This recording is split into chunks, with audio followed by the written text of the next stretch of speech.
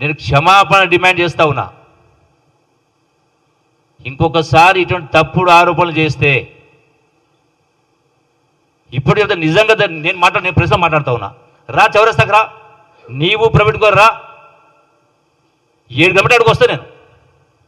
ఆ బాధ్యత కుటుంబాలను పిలిపేయండి.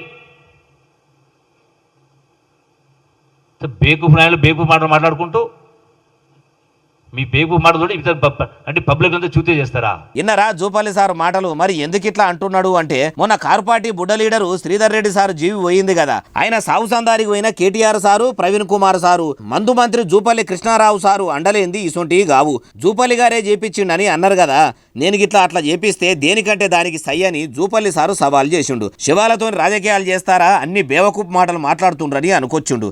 అంటే కేటీఆర్ సారు, ప్రవీణ్ కుమార్ సారు ఇద్దరిని జూపల్లి సారు ఏమన్నట్టు అంటే ఏమో కృష్ణారావు సార్కే తెలవాలంటారు ఈ ముచ్చటినోళ్ళు.